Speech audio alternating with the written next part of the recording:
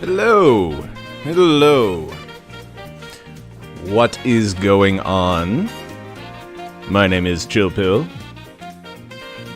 I wanted to try something a little bit different with the music. Because I wanted to kind of pump up things before we start with a little bit of too loud? Too loud? I can't tell. Okay. Yep. Hold on. Chill, you scary as fuck. How about that? Is that good? How's the volume? How's the volume? It's hard for me to tell, really. Is that good? Should I just be further away from the mic? Oh no, the volume is fine. Ah. Gotcha. Okay. So that's good. Alright. It was meaning, as the kids call it. Scary AF. I get it. So, before we started, I was wanting to... I was memeing, as the kids call it. Okay, so, before we started, I wanted to start up with some... tongue twisters and whatnot. You know, get us going. So, let's see here. What would be good?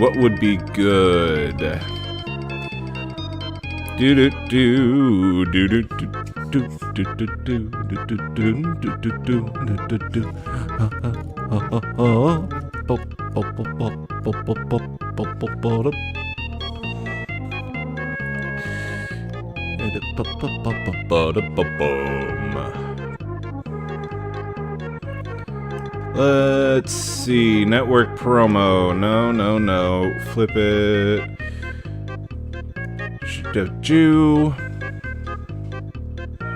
Alright, this is good. In fact, I think this is the exact playlist Doug uses for his streams. Oh, I just put this together. Like, this is just, like, my energetic, playlist that I put together on an alt account.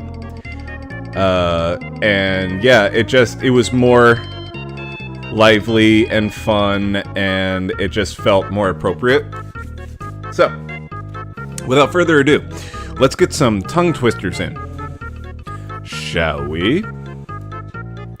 Let's see. New York.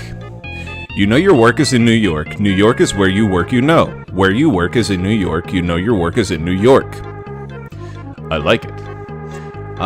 Yeah, I kind of want to just incorporate it with some of our streams going forward instead of just having the regular intro music. But, you know, it's whatever. If we just do it for this, it's fine. Who? Who, what, went, where? Why, where, went, what? Who, what, went, where, who? Red light, green light, blue light. Red light, green light, blue. Metro driver, city rider, red light, green light, blue. Country slicker, bourbon drinker, red light, green light, blue. Alligator, see you later, found it at a zoo. Escalator, elevator, red light, green light, blue. City, blackout, no more lights out, what are we to do? Cross the street and tap your feet for red light, green light, blue. Where's the music? Why'd you stop? Now let's do this one. Entrepreneur. Entrepreneur, entrepreneurial. Wake up tomorrow and eat all your cereal. Entrepreneur, entrepreneurial. Never give up on a dream. Entrepreneur, entrepreneurial. Wake up tomorrow and eat all your cereal. Entrepreneur, entrepreneurial. Never give up on a dream. I've only been begging for it. Yo, what is up, Dupless? Hi, Dougie. How you doing? The Crazy Use. Utter under unicorn. Usher using unsung. Urchin Ulysses uptown. Unity unit unbound. Understanding untidy. Unrelenting untrue. Undesirable unfit unimpressive unglue. Unify undertake understand unwind. Unite unseat. Unilaterally unkind. Utmost upside untie undo. Underneath upper under. Universal underuse. Bumblebees. A bumblebee loved a bumblebee who lived upon a hive. He was two-winged bee, three-winged had she. So they never saw eye to eye. He tried to flirt, but it never worked. Every day he circled her hive. Now the two-winged bee and the three-winged she are together, and their wings make five. Doing good. Just playing Ninjala at the moment. Very good. Medical tongue twisters. I should be good at this. Bladder, bladder, gallbladder, kidney, liver, lungs, glands, hands, knees, mouth, shoulder, knuckles, tongue. Anti-inflammatory, anti-enzymic, anti-inflammatory, anti-enzymic, anti-vaccination too, anthroplasty, arterial duct, antibiotically blue, dehydration, medication, patella tendinitis, metacarpals, metatarsals, brachial, chronic bronchitis, sacrum scapula sciatica, sacrum scapula sciatica. Holy shit, that one's hard. Sacrum scapula sciatica. Whew. Let's do a couple more and then we'll move into the spooky spoops. Share a meal. Share a meal and make a deal. Grumpy, lumpy, dumpy, frumpy. Share a meal and make a deal. Grumpsy, lumpsy, dumpsy, frumpsy. Share a meal, make a deal. Grumpty, lumpty, dumpty, frumpty. Share a meal and make a deal. Grumpkey, lumpkey, dumpkey, frumpkey. Share a meal and make a deal. Grumpkey, lumpkey, dumpkey, frumpkey. Share a meal and make a deal to share a meal with you. Whew. That's an interesting quote from Magic Johnson below this. No one plans to get sick or hurt. I certainly didn't, but most people will need medical care at some point in their lives. Share a meal, make a deal. Even the medical people can't say medical terms without fucking it up. Ripple the ruffle, the riggedy shuffle, Magill Magal Magoo. Magill? Magill Magal Magoo, I think. Ripple the ruffle, the riggedy shuffle, Magill Magal Magoo. Ripple the ruffle, the riggedy shuffle, biddy bang, biddy bop, biddy boo. Biddy bang, biddy bop, biddy boo. Toodaloo, tooty tooty, toodaloo, tooty tooty. Biddy bang, biddy bop, biddy boo. Ripple the ruffle, the riggedy shuffle, Magill Magal Magoo. Hi, driving home. Hi, doing some tongue twisters with some fun background music.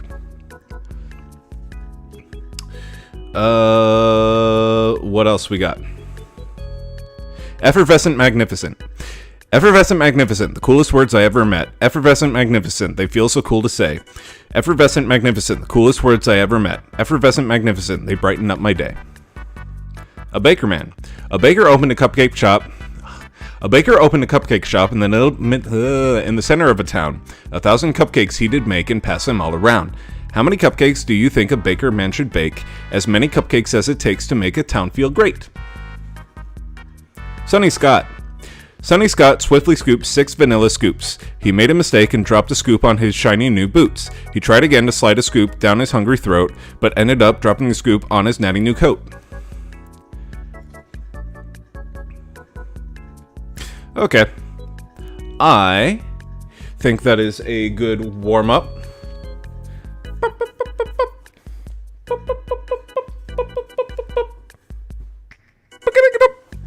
All right. So let us get into the next thing. That 63.5. I really need to pay for YouTube Premium. Like, I really don't want to have to do this every time.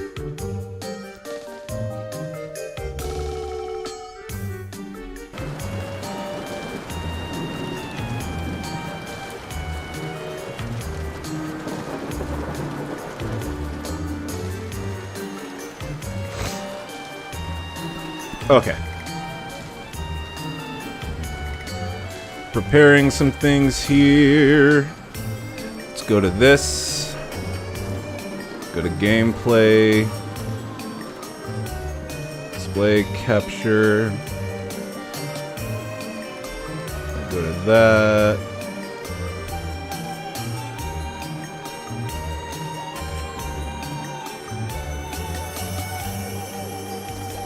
Alright, how's that? Everything look okay?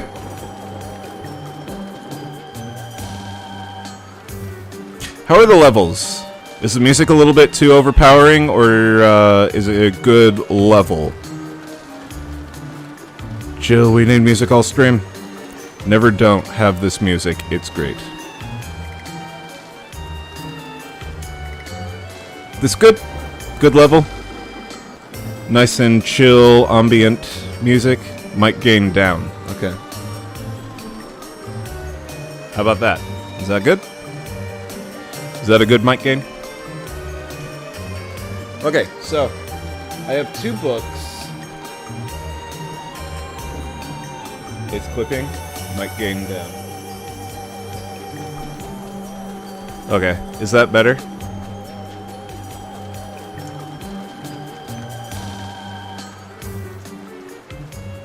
Good. Mic music lower. Okay. Can do that.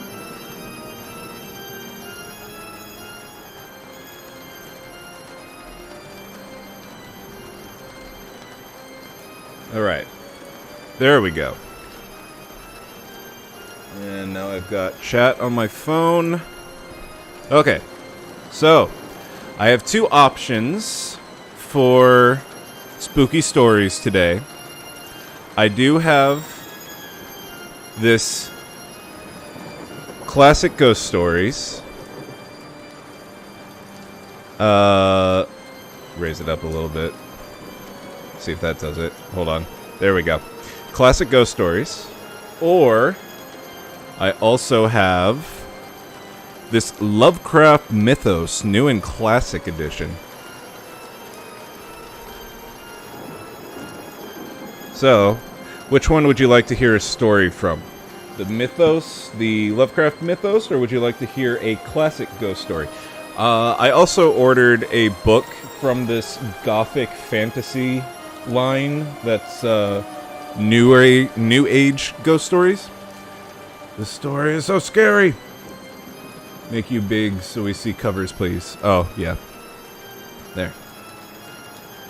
So, this is the classic ghost stories. And it's got a lot of stuff in it, like Edgar Allan Poe, Charles Dickens, Arthur Conan Doyle, M.R. James, Edith Wharton, William Hope Hodgson. But we also have the Lovecraft Mythos. It is just a bunch of spooky tentacle creature. Whoop. Trying to get it to where it's a shiny cover. There we go.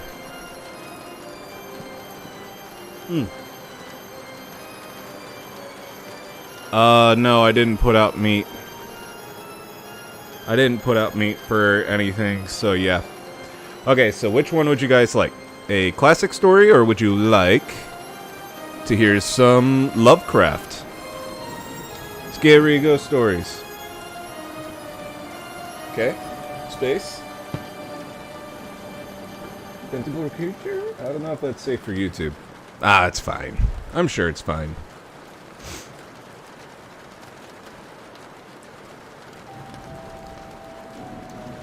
Okay, well, looks like we're doing some classic ghost stories.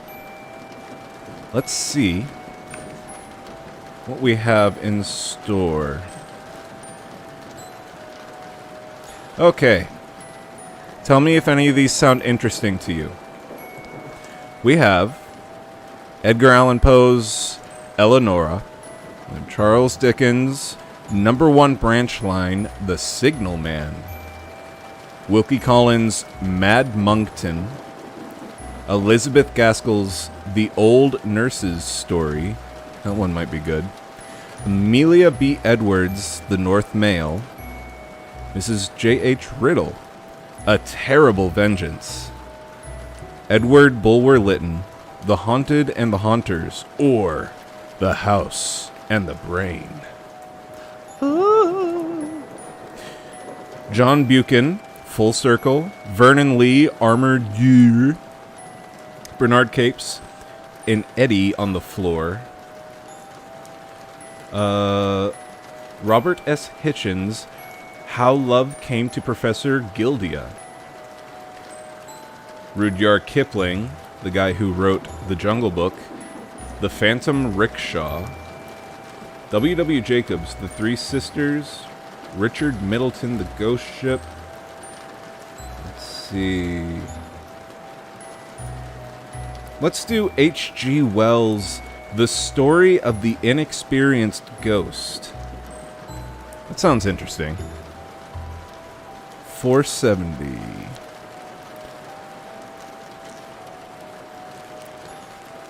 Alright. Jungle Book! I don't think Mowgli's going to be making an appearance in this one. I could be wrong, though. I haven't read it. Alright. Here we go. The Story of the Inexperienced Ghost by H.G. Wells. The scene amidst which Clayton told his last story comes back very vividly to my mind. There he sat, for the greater part of the time, in the corner of the authentic settle by the spacious open fire, and Sanderson sat beside him smoking the Broseley clay that bore his name. There was Evans, and that marvel among actors, Wish, who had almost a modest man. We had all come down to the Mermaid Club that Saturday morning, except Clayton, who had slept there overnight, which indeed gave him the opening of his story. We had golfed until golfing was invisible, we had dined, and we were in the mood of tranquil kindlessness, when men will suffer a story. When Clayton began to tell one, we naturally supposed he was lying. It may be that he indeed was lying. Of that reader will speedily be able to judge as well as I. He began, it's true, with an air of matter-of-fact anecdote, but that we thought was only the incurable artifact of the man.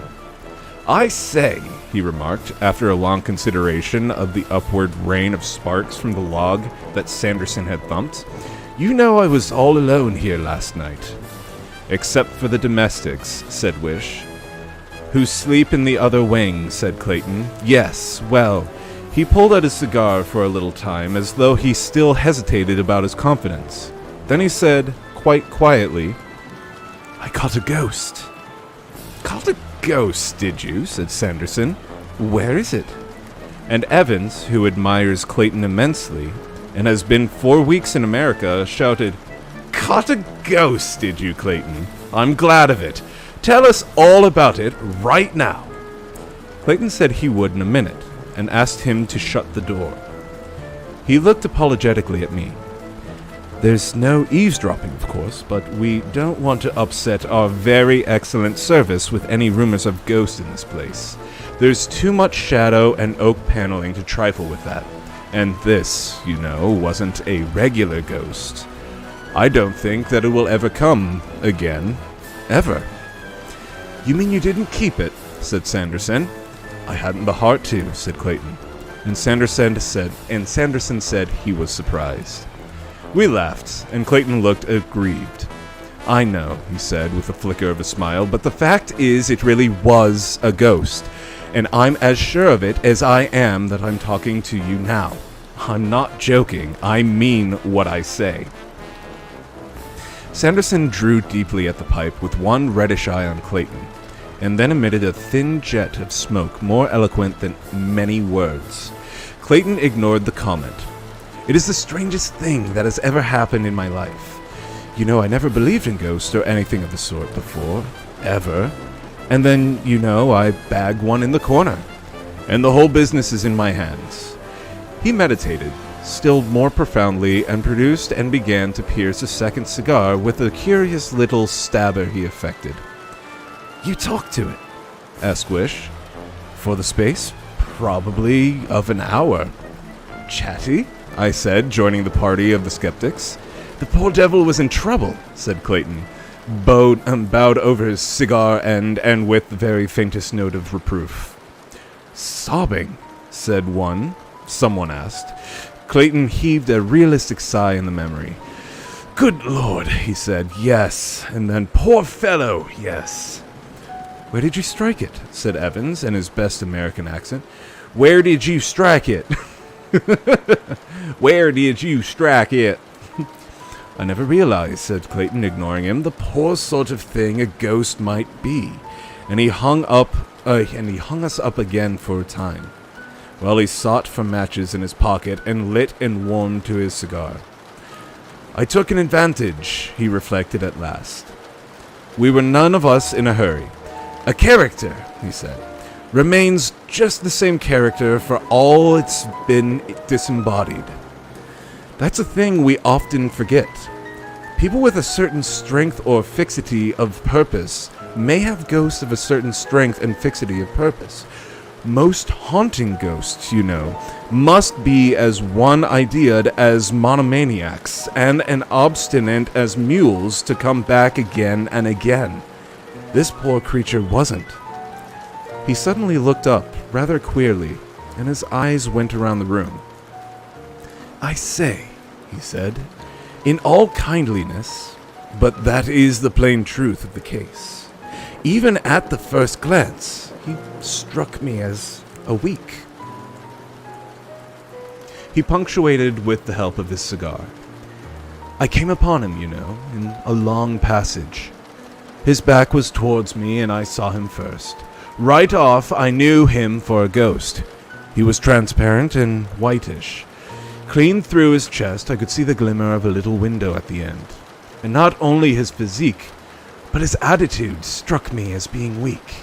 He looked, as though he didn't know in the slightest whatever he meant to do.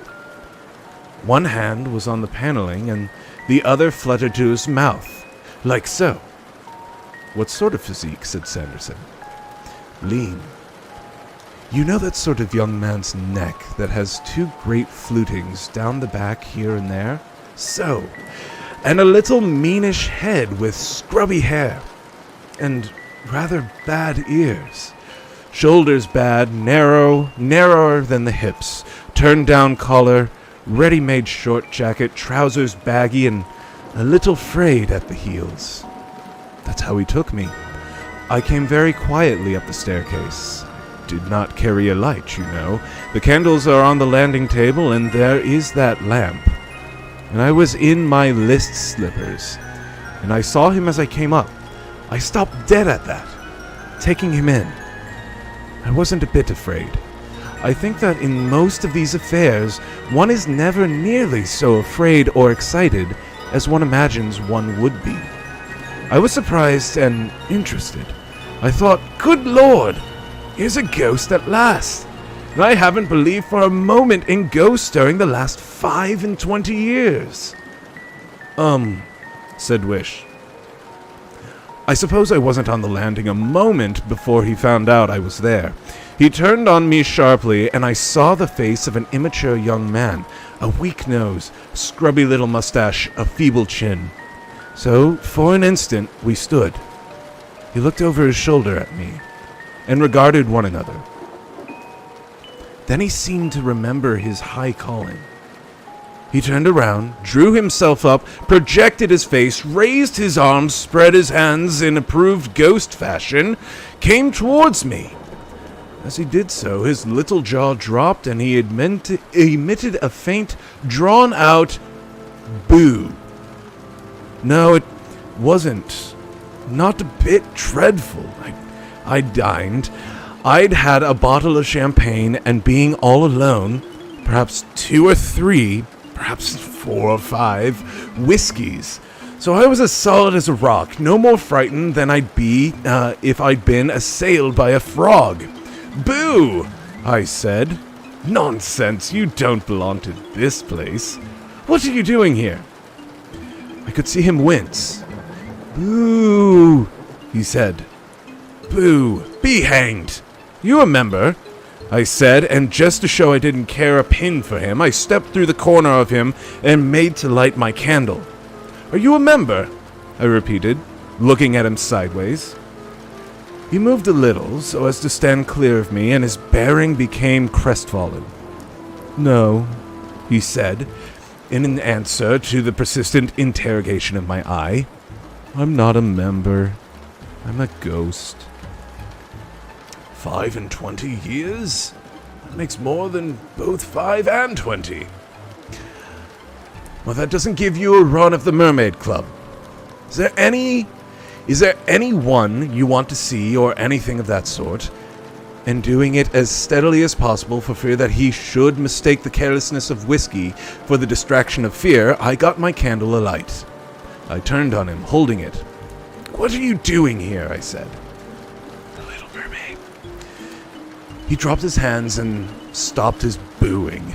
And there he stood, abashed and awkward, the ghost of a weak, silly, aimless young man. "I'm haunting," he said. "You haven't any business to," I said in a quiet voice. "I'm a ghost," he said, as if in defense. "That may be, but you haven't any business to haunt here. This is a respectable private club. People often stop here with nursemaids and children, and going about in the careless way you do, some poor little mite could easily come upon you and be scared out of her wits. I suppose you didn't think of that." "Boo! I'm a ghost!" "No, sir," he said. "I didn't." "You should have done. You haven't any claim on the place, have you? Weren't you murdered here, or anything of that sort?" "None, sir. But I thought as it was old and oak-paneled—" "That's no excuse," I regarded him firmly. "Your coming here is a mistake," I said in a tone of friendly superiority. I feigned to see if I had any matches, and then looked up at him frankly. "If I were you, I wouldn't wait for a cock crow. I wouldn't wait for a cock crow. I'd vanish right away." He looked embarrassed. "The fact is, sir," he began, "I'd vanished." "I'd vanish," I said, driving it home. "The fact is, sir, that somehow I can't." "You can't?" "No, sir, there's something I've forgotten. I've been hanging around here since midnight last night, hiding in the cupboards of the empty bedrooms and things like that. I'm flurried.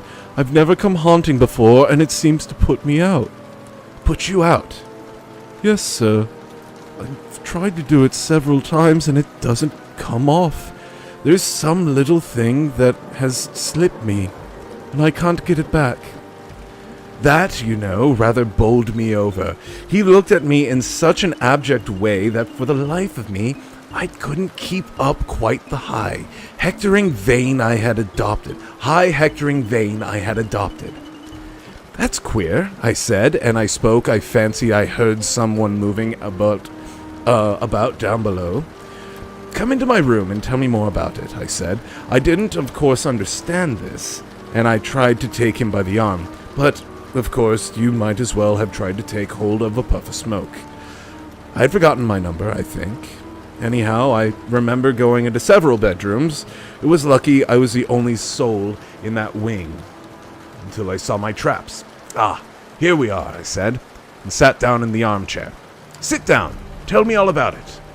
It seems you have got yourself into a jolly awkward position, old chap."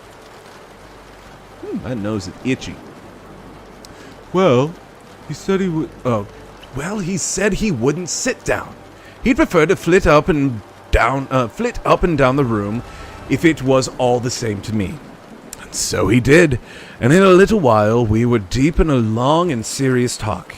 And presently, you know, something of those whiskeys and sodas evaporated out of me, and I began to realize just a little what a thundering rum and weird business it was that I was in. There he was, semi-transparent, the proper conventional phantom, and noiseless except for the ghost of his voice, flitting to and fro in that nice, clean, chintz-hung old bedroom. You could see the gleam of the copper candlesticks through him, and the light of the brass fender, and the corners of the framed engravings on the wall. And there he was telling me all about the wretched little life of his that had recently ended on Earth. He hadn't a particularly honest face, you know, but being transparent, of course, he couldn't avoid telling the truth. "Eh?" said Wish, suddenly sitting up in his chair. "What?" said Clayton. "Being transparent, couldn't avoid telling the truth? I don't see it," said Wish. "I don't see it," said Clayton with inimitable assurance. "But it is so. I can assure you, nevertheless, I don't believe he's got once a nail's breadth of the Bible truth, off the Bible truth. He told me how he had been killed. He went down into the London basement with a candle to look for leakage of gas, and described himself as a senior English master in a London private school when that release occurred. Poor wretch, said I. That's what I thought, and the more he talked, the more I thought it. There he was, purposeless in life and purposeless out of it. He talked of his father and mother and his schoolmaster, and all who had ever been anything to him in the world, meanly. He had been too sensitive, too nervous. None of them had ever valued him properly or understood him, he said. He had never had a real friend in the world, I think. He had never had a success. He had shirked games and failed examinations. It's like with some people, he said. It's like that with some people, he said. Whenever I got into the examination room or anything seemed to go, or anywhere, everything seemed to go. Engaged to be married, of course, to another oversensitive person, I suppose, when the indiscretion with the gas escape ended his affairs. And where are you now? I asked. Not in. He wasn't clear on the point at all. The impression he gave me was of a sort of vague intermediate state, a special reserve for souls too non-existent for anything so positive as either sin or virtue. I don't know. He was much too egotistical and unobservant to give me any clear idea of the kind of place, kind of country, there is on the other side of things.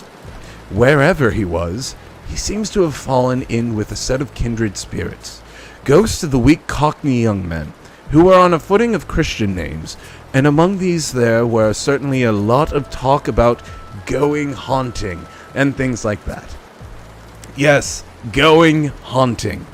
They seemed to think haunting a tremendous adventure, and most of them funked it all the time. And so primed, you know, he had come. But really, said Wish to the fire. Outdated cultural references. Right? Hold on.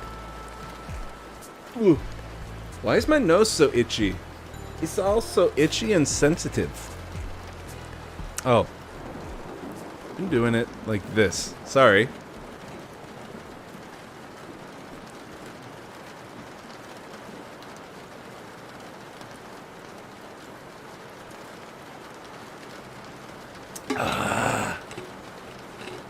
Dear Lord, I am famished.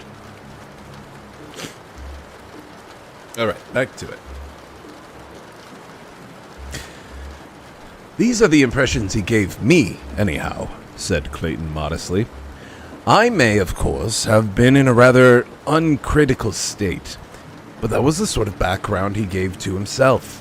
He kept flitting up and down, with his thin voice going, talking about his wretched self, and never a word of clear, firm statement from first to last.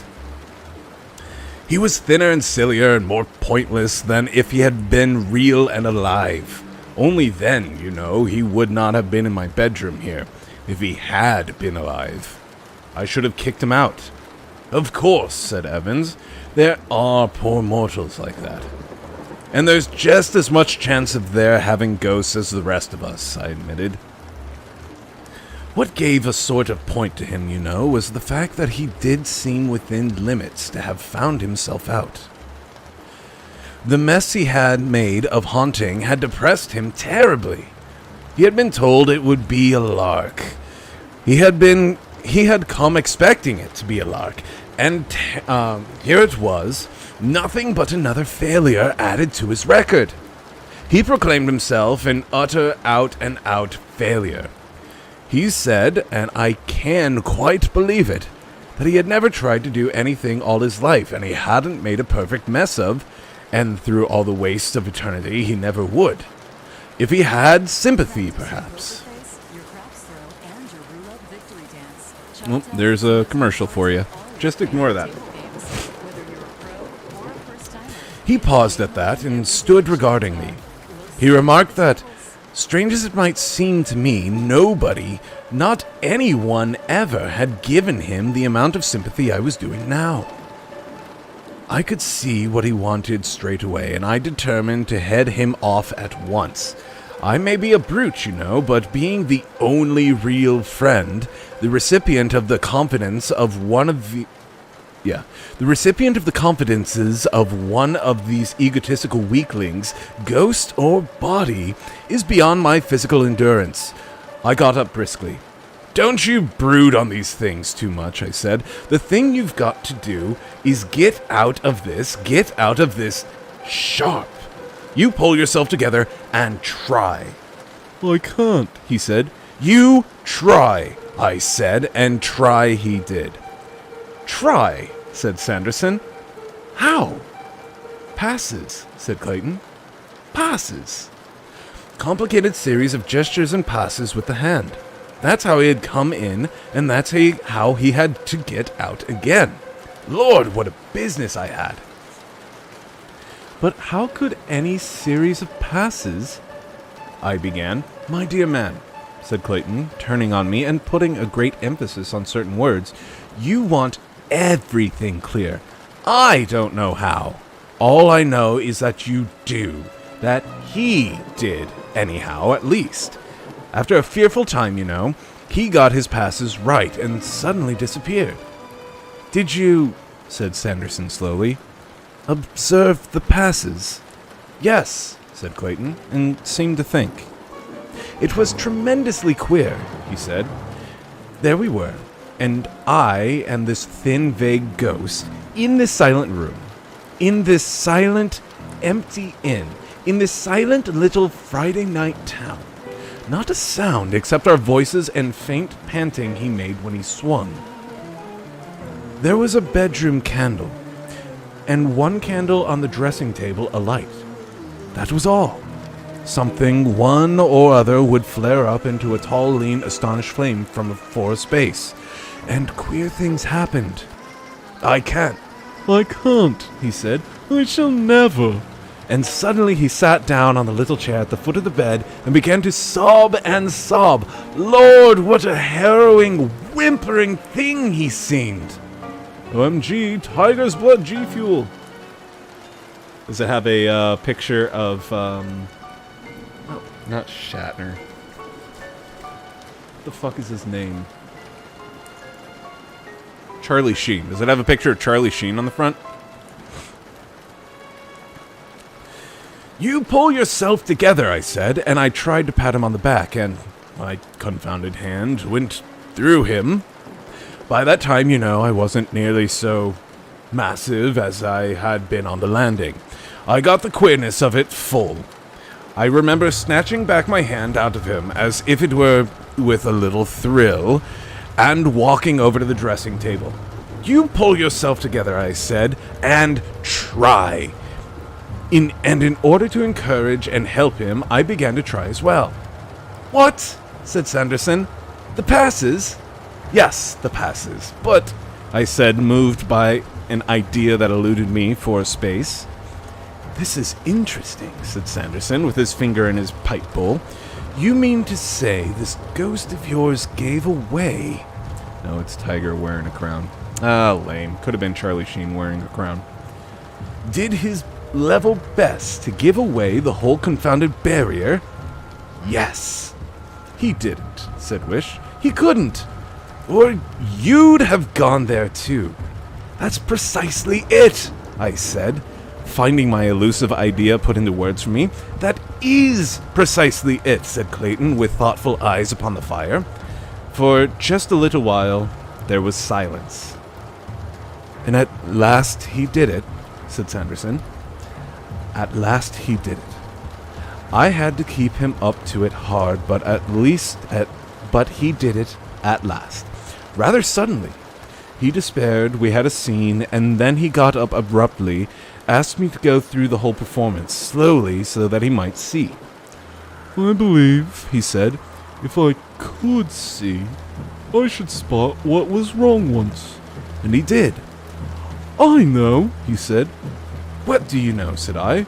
I know, he repeated. Then he said peevishly, I can't do it if you look at me. I really can't. It's been that partly all along. I'm such a nervous fellow that you put me out. Well, we had a bit of an argument.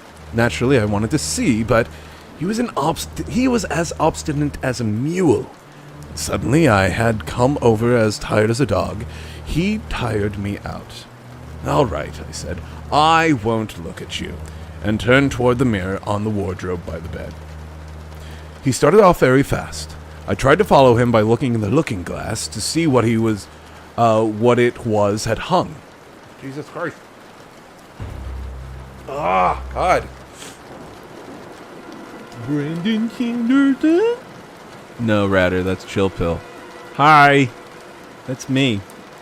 He started off very fast. I tried to follow him by looking in the looking glass to see just what he had hung. Round went his arms and his hands, so and so and so, and then with a rush came to the last gesture of all. You stand erect and open out your arms, and so, don't you know, he stood. And then he didn't. He didn't. He wasn't. I wheeled around from the looking glass to him. There was nothing. I was alone, with the flaring candles and staggering mind. What happened? What had happened? Had anything happened? Had I been dreaming? And then, with an absurd note of finality about it, the clock upon the landing discovered the moment was ripe for striking 1. So, ping! And I was as grave and sober as a judge, with all my champagne and whiskey gone into the Vaseline.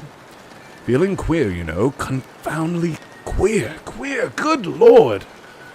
He regarded his cigar ash for a moment. That's all that happened, he said. And then you went to bed, asked Evans. What else was there to do? I looked Wish in the eye. He wanted to scoff, and there was something perhaps in Clayton's voice and manner, that hampered our desire. And about these passes, said Sanderson, I believe I could do them now. Ooh, said Sanderson, and produced a penknife and set himself to grub the dottle out of the bowl of his clay. Why don't you do them now, said Sanderson, shutting his penknife with a click. That's what I'm going to do, said Clayton. They won't work, said Evans. If they do, I suggested. You know, I'd rather you didn't, said Wish, stretching out his legs. Why? Asked Evans. I'd rather he didn't, said Wish. But he hasn't got 'em right, said Sanderson, plunging too much tobacco into his pipe. All the same, I'd rather he didn't. We argued with Wish. He said that for Clayton to go through these gestures was like mocking a serious matter. But you don't believe, I said. Wish glanced at Clayton, who was staring into the fire, weighing something in his mind. I do. More than half, anyhow, I do. You stand what? Queer, dear boy. I stand queer. Whew. God, my nose. This sucks. Hold on just a second.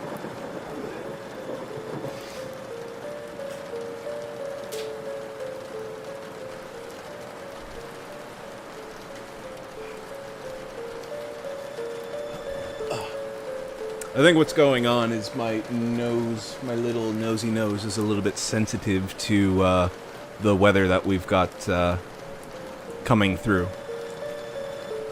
It's weird. Whenever I have like allergy issues or anything like that, I tend to get like a really, really itchy, or not even itchy, just, and it's always the tip of my nose. It's always the tip of my nose. I don't get it. I don't have like a stuffed up nose. I don't have a runny nose. I just have like a really, really itchy, tender nose. And it's always the tip that is tingling the most.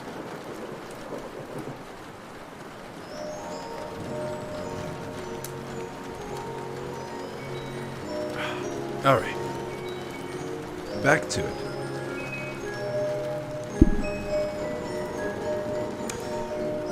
Clayton, said I, you're too good a liar for us. Most of it was all right, but that disappearance happened to be convincing. Tell us, it's a tale of cock and bull. He stood up without heeding me, took the middle of the hearth rug, and faced me. For a moment he regarded his feet thoughtfully, and then for all the rest of the time his eyes were on the opposite wall, with an intent expression. He raised his two hands, slowly to the level of his eyes, and so began. Now Sanderson is a Freemason, a member of the Lodge of the Four Kings, which devotes itself so ably to the study and elucidation of all the mysteries of Masonry, past and present. And among the students of his lodge, Sanderson is by no means the least. He followed Clayton's motions with a singular interest in his reddish eyes. "That's not bad," he said, when it was done. "You really do, put things together, Clayton. In a most amazing fashion. But there's one little detail out." "I know," said Clayton. "I believe I could tell you which." "Well, this," said Clayton, and did a queer little twist and writhing and thrust of the hands. "Yes! That, was what he couldn't get right," said Clayton. "But how do you? Most of this business, and particularly how you invented it, I don't understand at all," said Sanderson, "but just that phase, I do." He reflected. "These happen to be a series of gestures connected with a certain branch of esoteric masonry. Probably, or else, how?" He reflected still further. "I do not see I can do any harm in telling you. Just the proper twist. After all, if you know, you know. If you don't, you don't." "Chill, you're gonna get banned from YouTube." Oh, from the races, whatever. Whatever, come at me, YouTube. "I know nothing," said Clayton, "except what the poor devil let out last night." "Well, anyhow," said Sanderson, and placed his church warden very carefully upon the shelf over the fireplace. Then, very rapidly, he gesticulated with his hands. "So?" said Clayton, repeating. "So," said Sanderson, and took his pipe in his hand again. "Ah, now," said Clayton, "I can do the whole thing. Right." He stood up before the waning fire and smiled at us all. But I think there was just a little hesitation in his smile. "If I begin," he said. "I wouldn't begin," said Wish. "It's all right," said Evans. "Matter is indestructible." "You don't think any of his jiggery-pokery of this sort is going to snatch Clayton into the world of shades? Not it. You may try, Clayton, so far as I'm concerned, until your arms drop off at the wrists." "I don't believe that," said Wish, and stood up and put his arm on Clayton's shoulder. "You've made me half believe in the story somehow, and I don't want to see the thing done." "Goodness," said I, "here's Wish's frightened.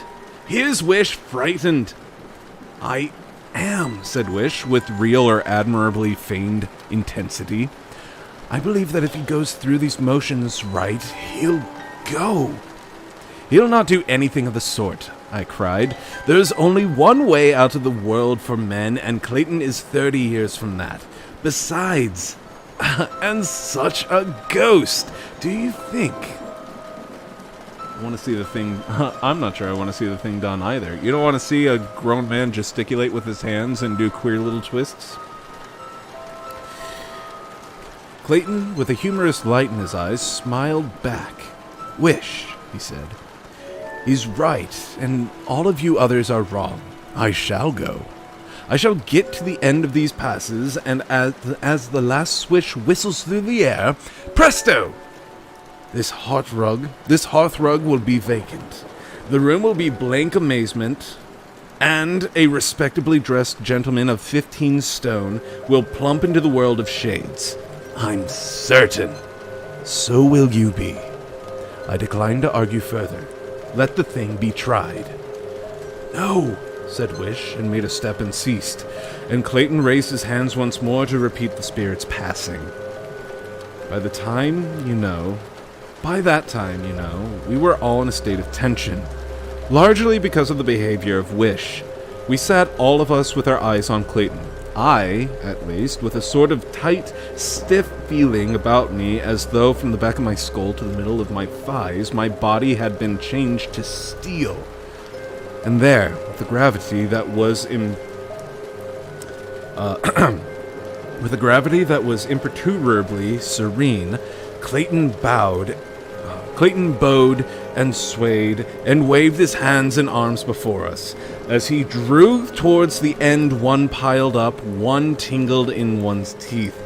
The last gesture, I have said, was to swing his arms out wide open, with the face held up, and when at last he swung out to his closing gesture, I ceased even to breathe. It was ridiculous, of course, but you know that ghost story feeling. It was after dinner in a queer old shadowy house. Would he, after all... There he stood for one stupendous moment, with his arms open and his upturned face assured and bright in the glare of the hanging lamp. We hung through that moment as if it were an age, and then came from all of us something that was half a sigh of infinite relief and half a reassuring, "No!" For visibly he wasn't going. It was all nonsense. He had told an idle story and had carried it almost to conviction. That was all. And then in that moment the face of Clayton changed. It changed. It changed as a lit house changes when its lights all are suddenly extinguished. His eyes were suddenly eyes that were fixed. His smile was frozen on his lips, and he stood there still. He stood there, very gently swaying. That moment, too, was an age. And then, chairs were scraping, things were falling, and we were all moving. His knees seemed to give, and he fell forward, and Evans rose and caught him in his arms. It stunned us all. For a minute, I suppose, no one said a coherent thing. We believed it, yet could not believe it. We believed it, yet could not believe it. I came out of a muddled stupefaction to find myself kneeling beside him, and his vest and shirt were torn open, and Sanderson's hand lay on his heart. Well, the simple fact before us could very well wait our convenience. There was no hurry for us to comprehend. It lay there for an hour. It lies athwart my memory, black and amazing still to this day. Clayton had indeed passed into the world that lies so near to and so far from our own, and he had gone thither by the only road that mortal man may take. But whether he did indeed pass there by that poor ghost incantation... Banjo.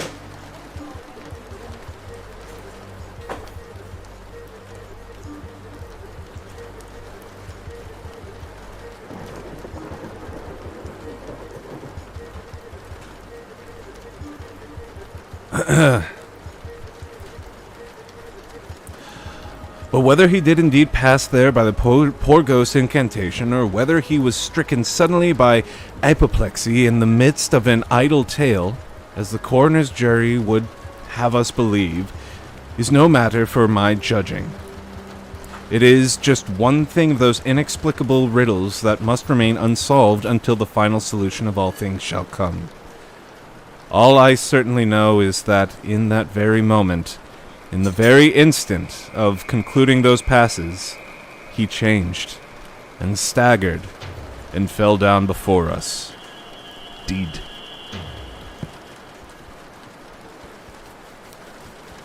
I think dinner just ended up on the floor.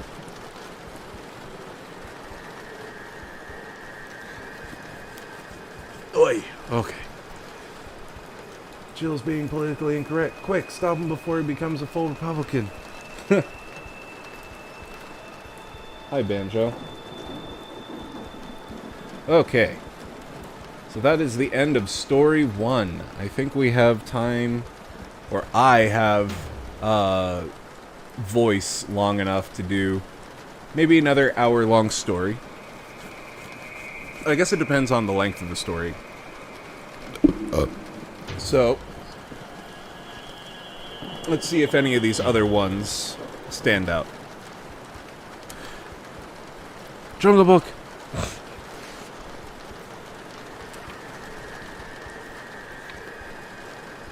Look for the bare necessities, those simple bare necessities. Forget about your worries and your strife. Let's see here. Shoot it, do it, do it, do. Ah, God, itchy nose. So, how was the story, and more importantly, how was the reading space? And I guess Ratter whenever she gets to computer. Thurnley Abbey, the moonlit road, keeping his promise. The ghosts, the lost Stradivarius. How love came to Professor Gildia. As raunchy as fudge, as fuck. Should have been on RedTube, not YouTube.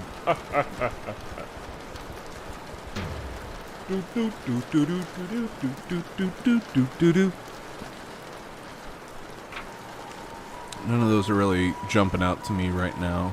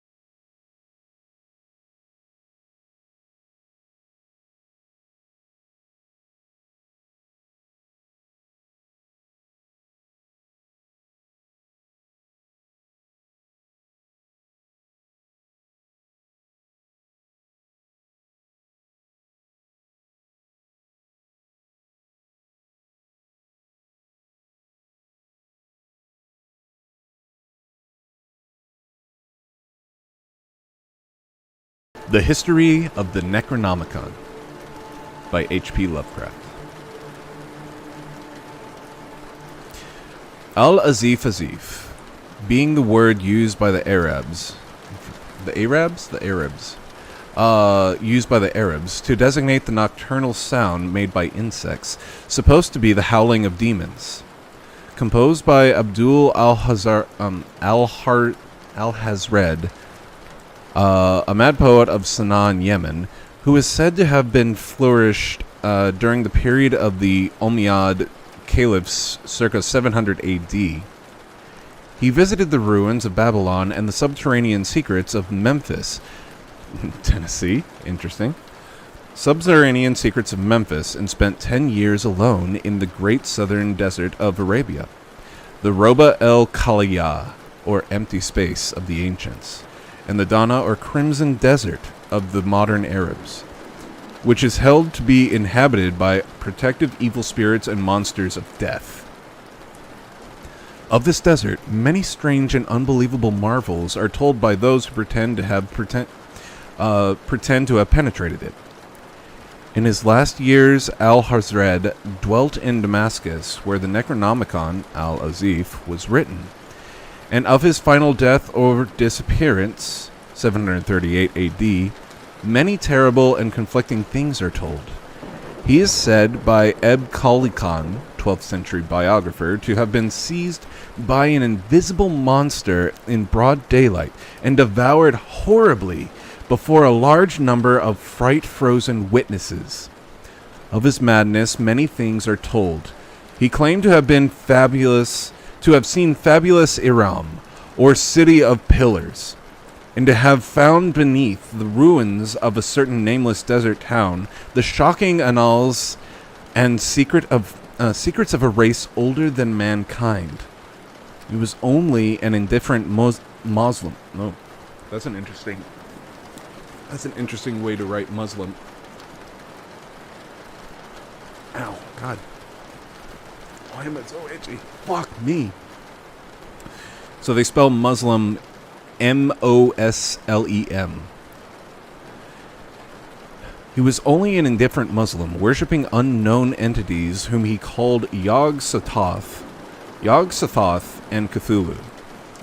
In AD 950, the Azif, which had gained a considerable though surreptitious circulation amongst the philosophers of the age, was secretly translated into Greek by Theodorus Philetas of Constantinople under the title Necronomicon. For a century, it impelled certain experiments to terrible attempts, when it was suppressed and burnt by the Patriarch Michael. After this, it only heard of furtively, but Aulus Wormius made a Latin translation later in the Middle Ages, and Latin text was printed twice. Once in the 15th century in black letter, evidently in Germany, and once in the 17th, probably Spanish. Both editions being without identifying marks, and located as to time and place by internal typographical evidence only. The work, both Latin and Greek, was banned by Pope Gregory IX in 1232, shortly after its Latin translation, which called attention to it.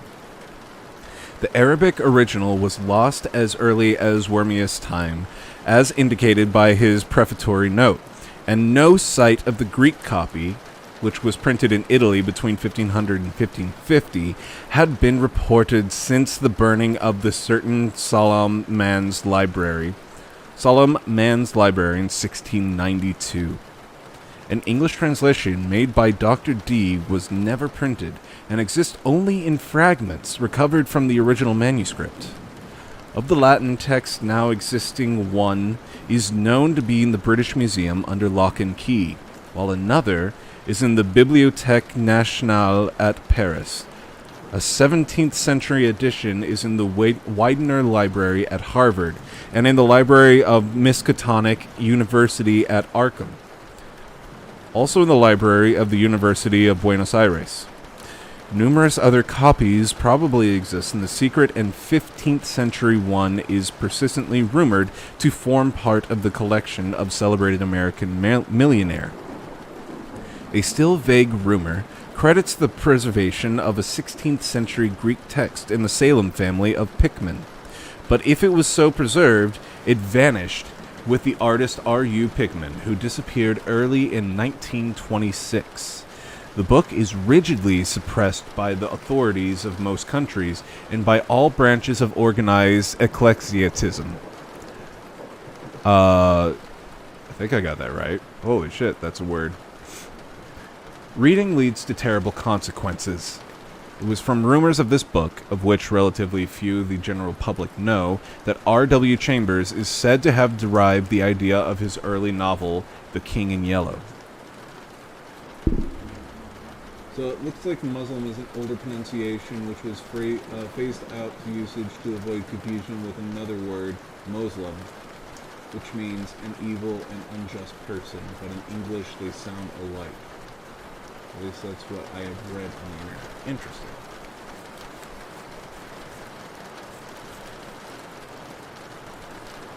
I think my spooky playlist ended.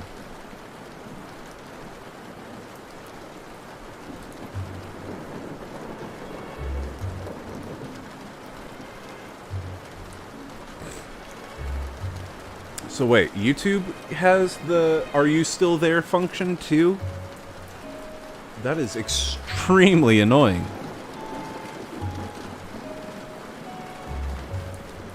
All right. Nyarlathotep. I'm sorry. Nyarlathotep. Nyarlathotep. Nyarlathotep. Nyarlathotep. Nyarlathotep. God, these names are hard. But, I mean, it's good for practice, because the names being so difficult really stretches the tongue. Nyarlathotep. Nyarlathotep. The crawling chaos. I am the last. I will tell the Augean void. I do not recall distinctly when it began, but it was months ago. The general tension was horrible. To a season of political and social upheaval was added a strange and brooding apprehension of hideous physical danger. A danger widespread and all-embracing. Such a danger as may be imagined only in the most terrible phantasms of the night. I recall that people went about with pale and worried faces, and whispered warnings and prophecies which no one dared consciously repeat or acknowledge to himself that he had heard. A sense of monstrous guilt was upon the land, and out of the abyss between the stars swept chill current that made men shiver in dark and lonely places. There was a demonic alteration in the sequence of the seasons. The autumn heat lingered fearsomely, and everyone felt the world and perhaps the universe had passed from the control of known gods or forces to that of the gods or forces which were unknown. This is the way we say S like a Z, but in Arabic it would be said more like S like bus. I don't know, language and shit. Yeah, language is weird. Especially when you're translating one language to another and trying to apply the rules of one language to another. And it was then that Nyarlathotep came out of Egypt. Who he was, none could tell. But he was of the old native blood and looked like a pharaoh. The Fellahin knelt when they saw him, yet could not say why. He said he had risen up out of the blackness of 27 centuries, and that he had heard messages from places not on this planet. Into the lands of civilization came Nyarlathotep, swarthy, slender, and sinister, always buying strange instruments of glass and metal, and combining them into instruments yet stranger. He spoke much of the sciences, of electricity and psychology, and gave exhibitions of power, which sent his spectators away speechless, yet which swelled his fame to exceeding magnitude. Men advised one another to see Nyarlathotep and shuddered, and where Nyarlathotep went, rest vanished, for the small hours were rent with the screams of nightmare. Never before had the screams of nightmare been such a public problem. Now the wise men almost wish that they could forbid sleep in the small hours. Then the shrieks of cities might less horribly disturb the pale, pitying moon as it glimmered on green waters gliding under bridges, and old steeples crumbling against a sickly sky. I remember when Nyarlathotep came to my city, the great, the old, the terrible city of unnumbered crimes. My friend had told me of him, and the impelling fascination and allurement of his revelations, and I burned with eagerness to explore his uttermost mysteries. My friend said they were horrible and impressive beyond my most fevered imaginations.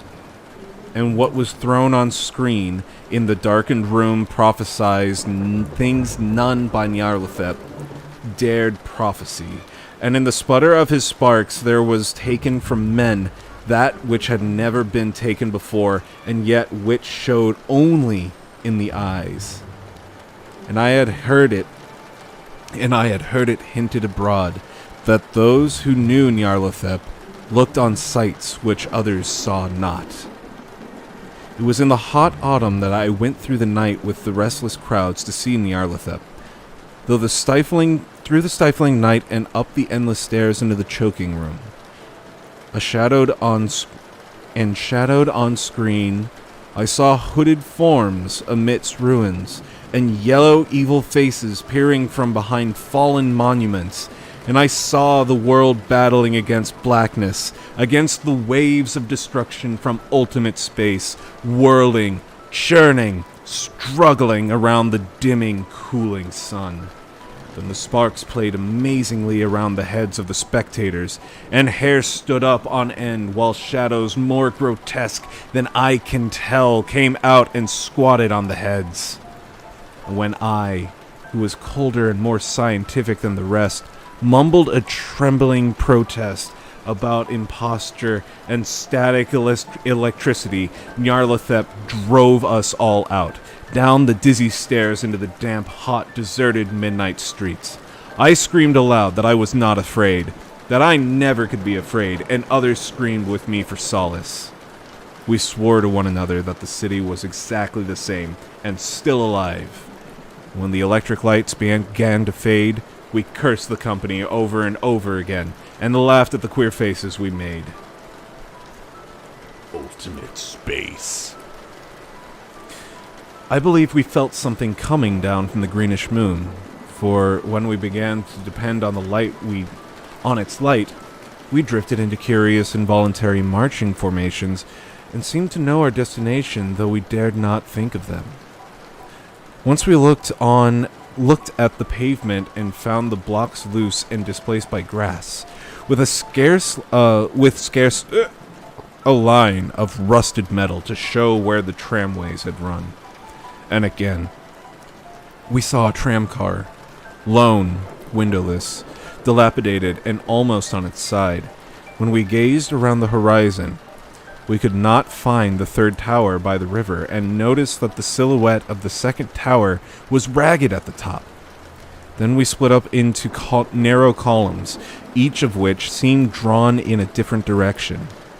One disappeared in a narrow alley to the left, leaving only the echo of a shocking moan. Another filed down a weed-choked subway entrance, howling with laughter that was mad. My own column was sucked towards the open country, and presently I felt a chill which was not of the hot autumn. For as we stalked out of the dark moor, we beheld around us the hellish moon glitter of evil snows, trackless, inexplicable snows swept asunder in one direction only, where lay a gulf all the blacker for its glittering walls.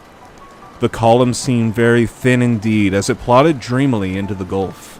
I lingered behind, for the black rift in the green-litten snow was frightful, and I thought I had heard the reverberations of a disquieting wail as my companions vanished. But my power to linger was slight. As if beckoned by those who had gone before, I half floated between the titanic snowdrifts, quivering and afraid, into the sightless vortex of the unimaginable. Screamingly sentient, dumbly delirious, only the gods that were can tell. Only the gods that were can tell. A sickened, sensitive shadow writhing in hands that are not hands, and whirled blindly past ghastly midnights of rotting creation, corpses of dead... Sorry.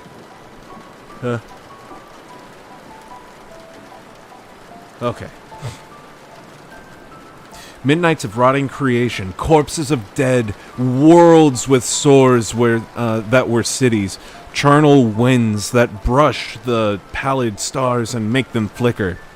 Beyond the worlds, vague ghosts of monstrous things, half-seen columns of unsanctified temples that rest on nameless rocks beneath space and reach up to dizzy vacua above the spheres of light and darkness. And though this revolting graveyard of the universe And through this revolting graveyard of the universe, the muffled, maddening beating of drums and thin, monotonous whine of blasphemous flutes from inconceivable, unlighted chambers beyond time. The detestable pounding and piping whereunto dance slowly, awkwardly, and absurdly the gigantic, tenebrous, ultimate gods, the blind, voiceless, mindless gargoyles whose soul is Nyarlathotep. So that's Nyarlathotep. I hope you liked it. I wrote it. That was my story. I lied and said it was H.P. Lovecraft, but it was actually Chill P. Love Pill. I don't know.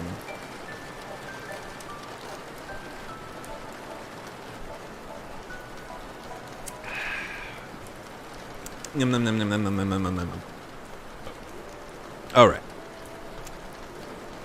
Back to the classic ghost stories. Let's see.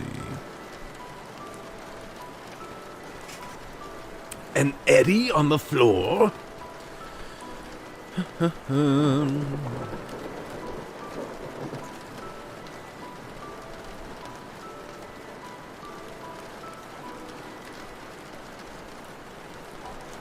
Doot doo doo doo doot doot doo doot doot doot doot doot doot.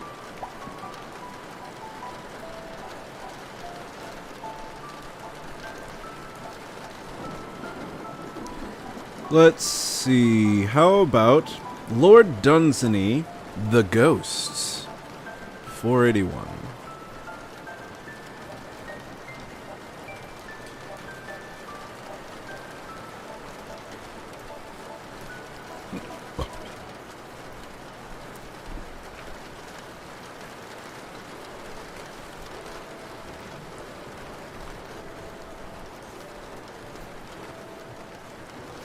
Do. Okay, that's good. The Ghosts by Lord Dunsany. The argument that I had with my brother in his great lonely house will scarcely interest my readers. Not those, at least, whom I hope may be attracted by the experiment that I undertook, and by the strange things that befell me in the hazardous region into which so lightly and so ignorantly I allowed my fancy to enter. It was at Oneleigh that I had visited him. Now Oneleigh stands in a wide isolation, in the midst of a dark gathering of old whispering cedars. They nod their heads together when the north wind comes, and nod again and agree, and furtively grow still again, and say no more a while. The north wind is to them like a nice problem among wise old men. They nod their heads together over it, and mutter about it. They know much, these cedars. They have been there so long. Their grandsires knew Lebanon, and their grandsires of these were the servants of the king of Tyre and came to Solomon's court. And amidst these black-haired children of grey-headed time stood the old house of Oneleigh. I know not how many centuries had lashed against its evanescent foam of the years, but it was still unshattered, and all about it were the things of long ago, as cling strange growths to some sea-defying rock. Here, like the shells of long-dead limpets, was armor that men encased themselves in long ago. Here, too, were tapestries of many colors, beautiful as seaweed. No modern flotsam ever drifted hither, no early Victorian furniture, no electric light. The great trade routes that littered the years with empty meat tins and cheap novels were far from here. Well, the centuries will shatter it, and drive its fragments on to distant shores. Meanwhile, while it yet stood, I went on a visit there to my brother, and we argued about ghosts. My brother's intelligence on this subject seemed to me to be in need of correction. He mistook things imagined for things having an actual existence. He argued that second-hand evidence of persons having seen ghosts proved ghosts to exist. I said that even if they had seen ghosts, this was no proof at all. Nobody believes that there are red rats, though there is plenty of first-hand evidence of men having seen them in delirium. Finally, I said I would see ghosts myself and continue to argue against their actual existence. So I collected a handful of cigars and drank several cups of very strong tea and went without my dinner and retired into a room where there was a dark oak and all the chairs were covered with tapestry. My brother went to bed bored with the argument and trying hard to dissuade me from making myself uncomfortable. All the way up the old stairs I stood at the bottom. And his candle went winding up and up, I heard him still trying to persuade me to have supper and go to bed. It was a windy winter, and outside the cedars were muttering, and I know not what about. But I think they were topics of Tories of a school long dead, and were troubled about something new. Within, a great damp log upon the fireplace began to squeak and sing, and struck up a whining tune. And a tall flame stood up over it and beat time, and all the shadows crowded round and began to dance. In distant corners, old masses of darkness sat still like chaperones and never moved. Over there, in the darkest part of the room, stood a door that was always locked. It led into a hall, but no one ever used it. Near that door, something had happened once of which the family are not proud. We do not speak of it. There in the firelight stood the venerable forms of the old chairs. The hands that had made their tapestries lay far beneath the soil. The needles with which they wrought were many separate flakes of rust. No one wove now in that old room. No one but the assiduous ancient spiders who, watching by the deathbed of the things of yore, worked shrouds to hold their dust. In shrouds about the cornices already lay the heart of the oak wainscot that the worm had eaten out. Surely at such an hour and such a room, a fancy already excited by hunger and strong tea might see ghosts of former occupants. I expected nothing less. The fire flickered, and the shadows danced. Memories of strange historic things rose vividly in my mind. But midnight chimed solemnly from a 7-foot clock, and nothing happened. My imagination would not be hurried, and the chill that is with the small hours had come upon me, and I had nearly abandoned myself to sleep, when in the hall adjoining there arose the rustling of silk dresses that I had waited for and expected. Then there entered 2 by 2 the high-born ladies in their gallants of Jacobin times. They were little more than shadows, very dignified shadows, and almost indistinct. But you have all read ghost stories before, and you have all seen in museums the dresses of those times. There's little need to describe them. They entered, several of them, and sat down on the old chairs, perhaps a little carelessly considering the value of the tapestries.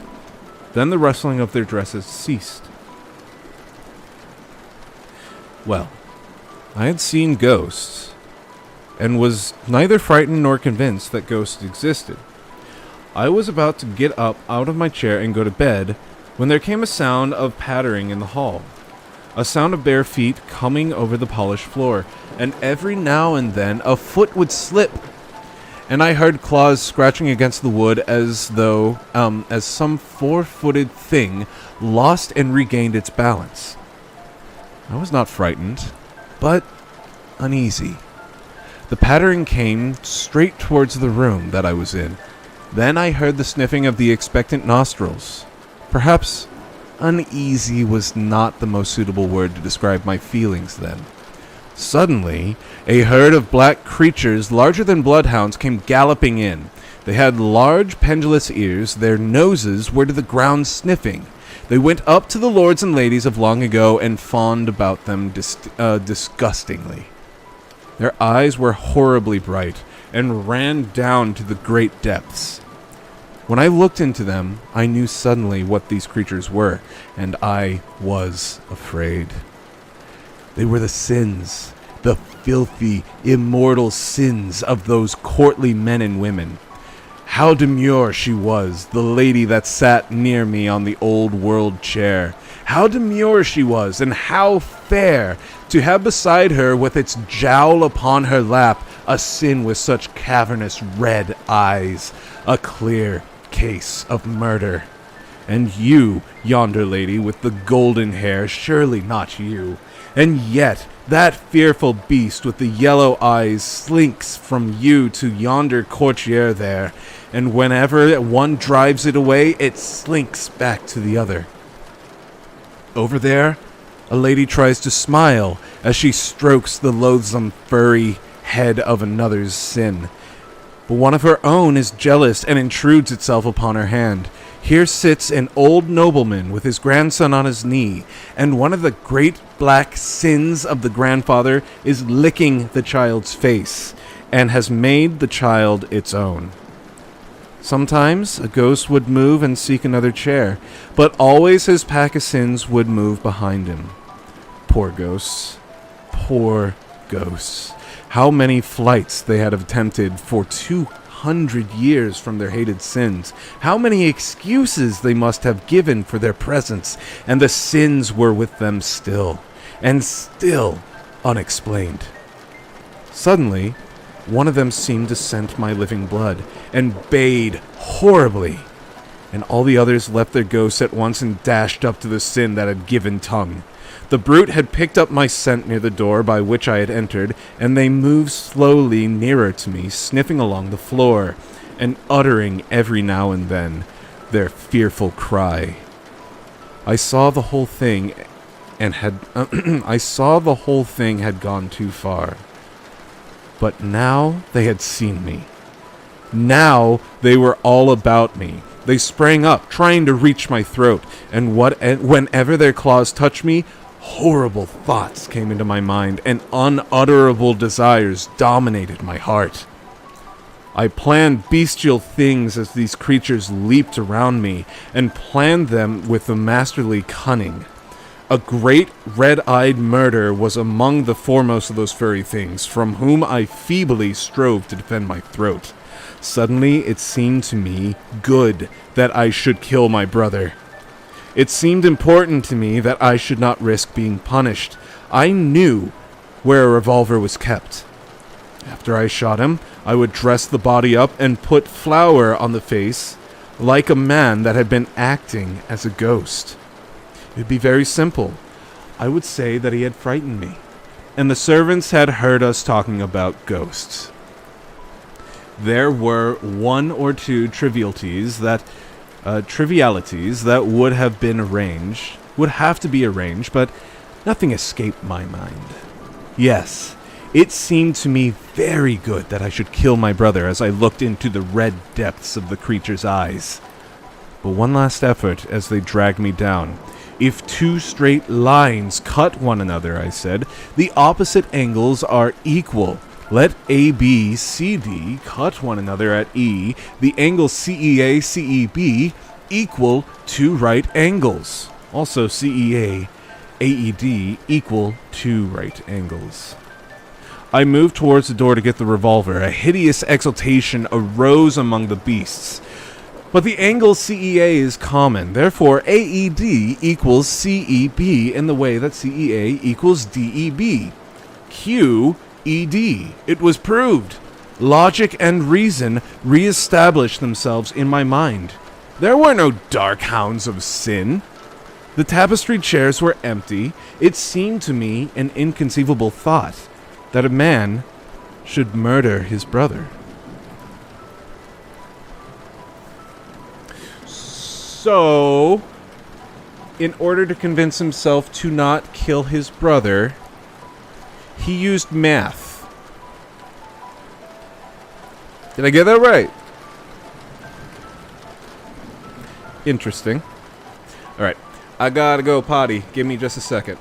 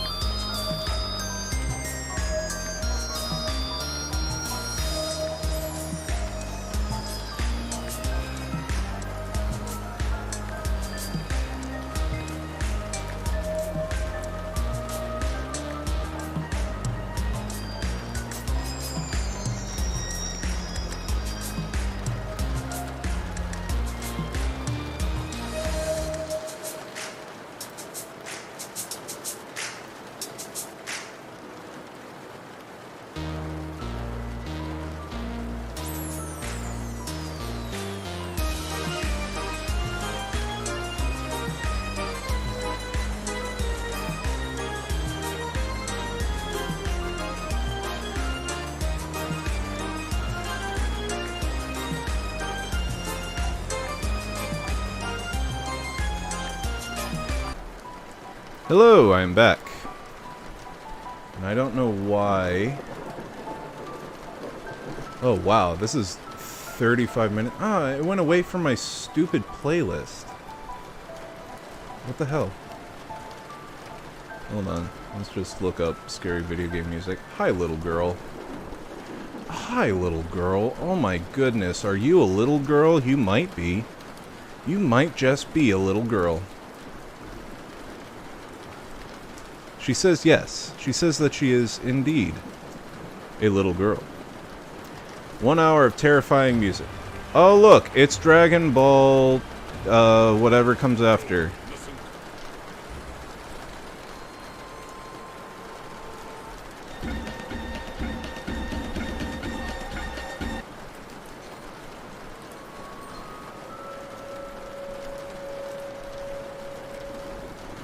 Alright, back to it. I was telling Steph I am going to do one more story and then we will call it. 1 + 2 makes 3. Quick maths. I like how he was just doing like geometry, geometry, and he's just like, Wait a second. Hellhounds, let me teach you about angles for a second. Did you know that if CAB were to be bisected... I don't know, whatever.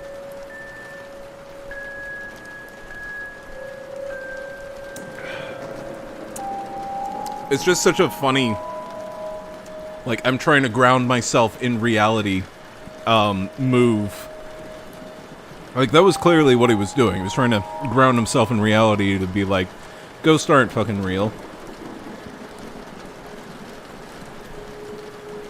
Alright, the last story of the night will be The Three Sisters.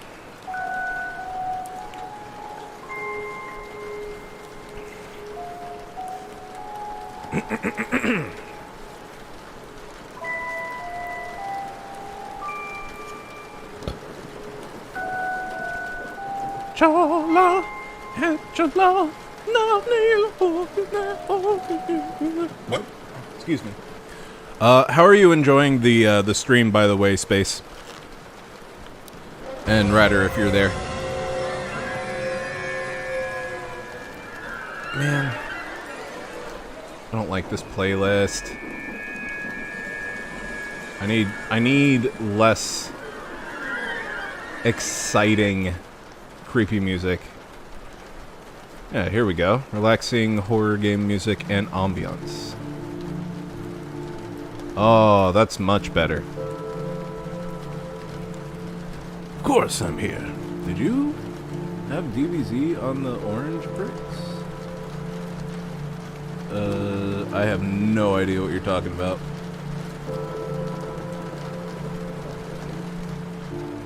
Alright.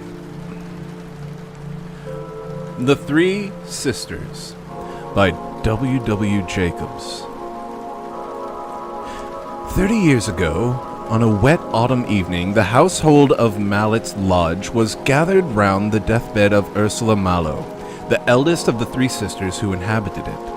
The dingy moth-eaten curtains of the old wooden bedstead were drawn apart, the light of a smoking oil lamp falling upon the hopeless countenances of the dying woman as she turned her dull eyes upon her sisters. The room was in silence, except for the occasional sob from the younger sister, Eunice. Outside, the rain fell steadily over the steaming marshes. Nothing to be changed. Nothing is to be changed, Tabitha, gasped Ursula to the other sister, who bore a striking likeness to her, although her expression was harder and colder. This room is to be locked up and never opened. Very well, said Tabitha brusquely. Though I don't see how it can matter to you then. It does matter. Oh. It does matter, said her sister with startling energy. How do you know? How do I know that I may not sometimes visit it? I have lived in this house so long, I am certain that I shall see it again. I will come back. Come back to watch over you both, and see that no harm befalls you." "You're talking wildly," said Tabitha, by no means moved at her sister's solicitude for her welfare. "Your mind is wandering. You know that I have no faith in such things." Ursula sighed, and beckoning to Eunice, who was weeping silently at the bedside, placed her feeble arms around her neck and kissed. "Do not weep, dear," she said feebly. "Perhaps it is best so. A lonely woman's life is scarce worth living. We have no hopes, no aspirations. Other women have had happy husbands and children, but we, in this forgotten place, have grown old together. I go first, but you must soon follow." Tabitha, comfortably conscious of only 40 years and an iron frame, shrugged her shoulders and smiled grimly. "I go first," repeated Ursula in a new and strange voice as her heavy eyes slowly closed. "But I will come for each of you in turn. When your lease of life runs out, at that moment I will be with you to lead your steps whither I now go." As she spoke, the flickering lamp went out suddenly, as though extinguished by a rapid hand, and the room was left in utter darkness. A strange suffocating noise issued from the bed, and when the trembling woman had relighted the lamp, all that was left of Ursula Mallow was ready for the grave. That night, the survivors passed together.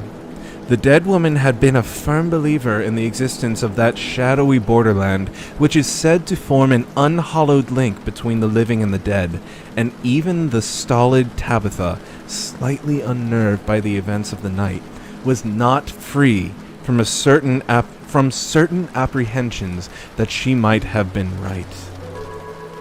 With the bright morning, their faces disappeared. Jesus.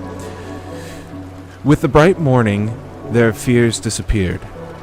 The sun stole in at the windows, and seeing the poor earth-worn face on the pillow, so touched it, and glorified it, that only its goodness and weakness were seen. And the beholders came to wonder how they could have ever felt any dread of aught so calm and peacefully. A day or two passed, and the body was transferred to a massive coffin, long regarded as the finest piece of work of its kind ever turned out of the village carpenter's workshop. Then a slow and melancholy cordage. A slow and melancholy cordage, headed by 4 bearers, wound its solemn way across the marshes to the family vault in the grey old church, and all that was left of Ursula was placed by the father and mother who had taken that self-same journey.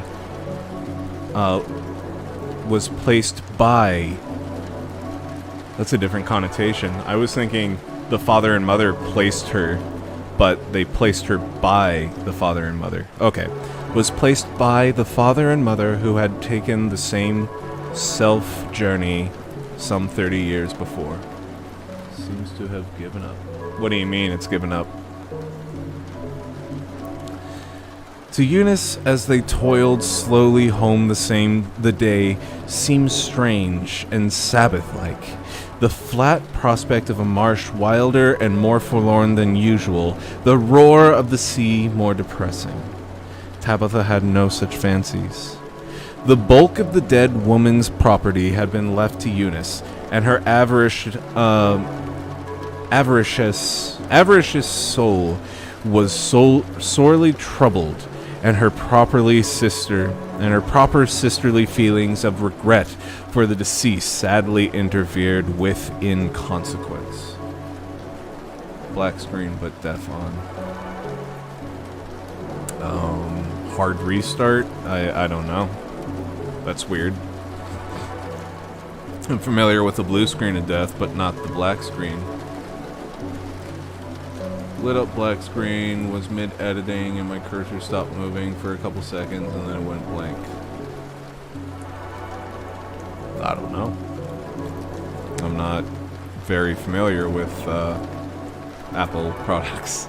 Maybe they blue screen differently, but also maybe it just needs a hard restart. I don't know.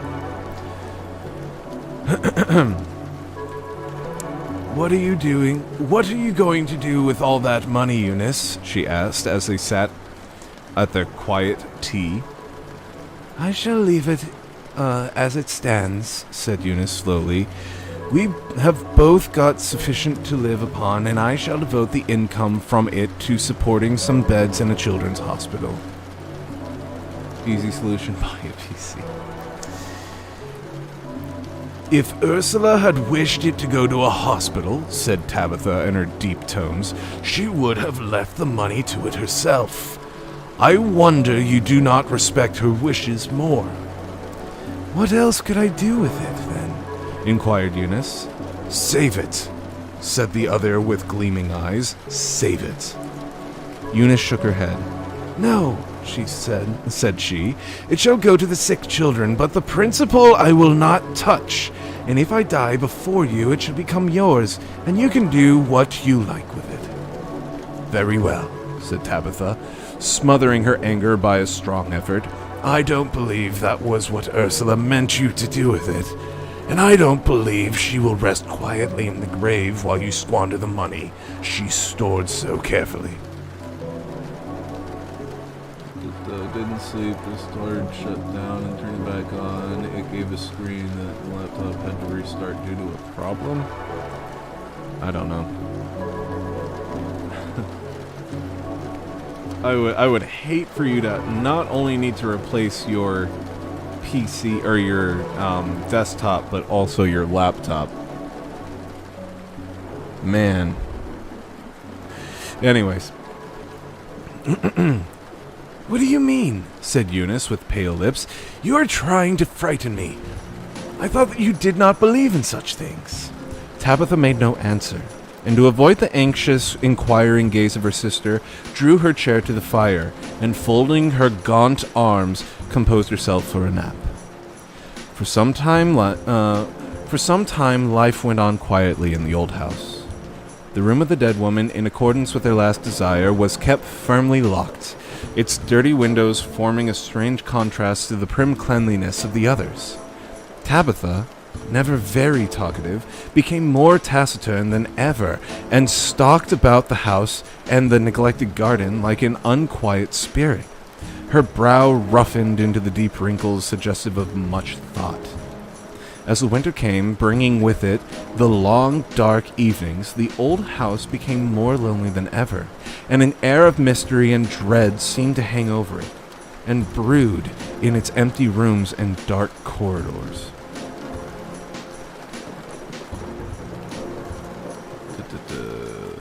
The deep silence of night was broken by strange noises, for which neither the wind nor the rats could be held accountable.